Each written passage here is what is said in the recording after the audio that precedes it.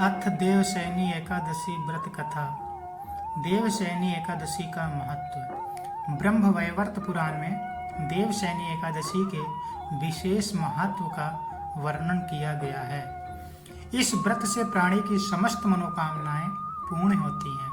यह एकादशी आषाढ़ मास के कृष्ण पक्ष की एकादशी, जिसे योगिनी एकादशी कहते हैं, के बाद आती है।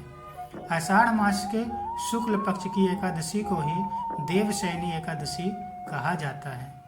इसी एकादशी से चातुर्मास का आरंभ माना जाता है। इस अवधि में कोई भी शुभ कार्य जैसे विवाह आदि नहीं किया जाता।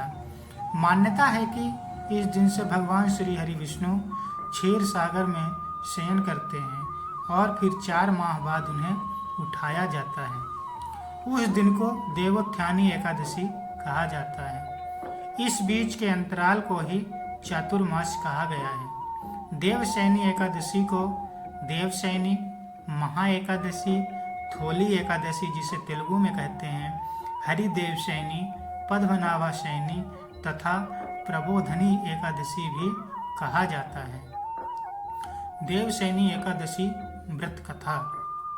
धर्मराज युधिष्ठिर ने कहा, हे केशव, आषाढ़ शुक्ल एकादशी का क्या नाम है? इस व्रत के करने की विधि क्या है और किस देवता का पूजन किया जाता है?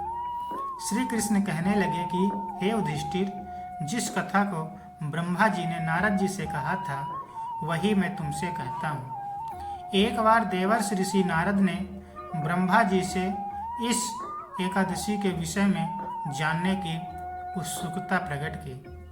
तब ब्रह्मा जी ने उन्हें बताया, सतयुग में मानधाता नामक एक चक्रवर्ती सम्राट राज्य करते थे। उनके राज्य में प्रजा बहुत सुखी थी, किंतु भविष्य में क्या हो जाए यह कोई नहीं जानता। अतः वे भी इस बात से अनभिज्ञ थे कि उनके राज्य में शीघ्र ही भयंकर अकाल पड़ने वाला है।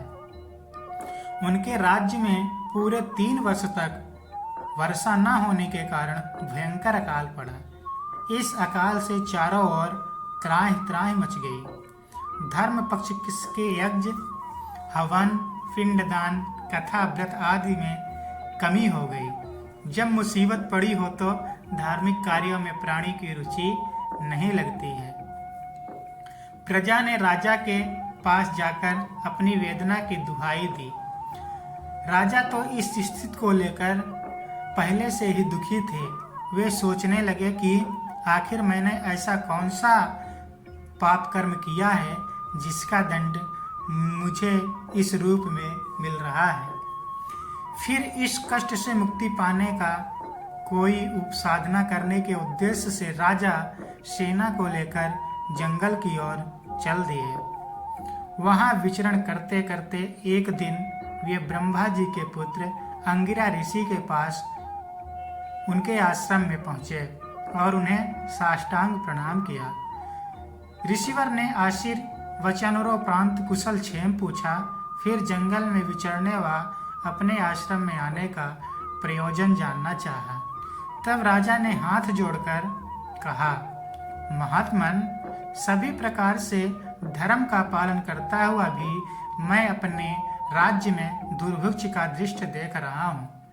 आखिर किस कारण से ऐसा हो रहा है? कृपया इसका समाधान करें। यह सुनकर महर्षि अंगिरा ने कहा, हे राजन, सब युगों से उत्तम यह सतयुग है। इसमें छोटे से पाप का भी बड़ा भयंकर दंड मिलता है। इसमें धर्म अपने चारों चरणों में व्याप्त रहता है। ब्राह्मण के अतिरिक्त किसी अन्य जाति को तप करने का अधिकार नहीं है, जबकि आपके राज्य में एक शूद्र तपस्या कर रहा है। यही कारण है कि आपके राज्य में वर्षा नहीं हो रही है। जब तक वह काल को प्राप्त नहीं होगा तब तक यह दुर्भिक्ष शांति नहीं होगी। दुर्भिक्ष की शांति के लिए उसे मारने से ही मिल सकती है, किंतु राजा का हृदय एक नर अपराध शूद्र तपस्वी का समन करने को तैयार नहीं हुआ। उन्होंने कहा, हे देव, मैं उस निरपराध को मार दूं, यह बात मेरा मन स्वीकार नहीं कर रहा है। कृपा करके आप कोई और उपाय बताएं।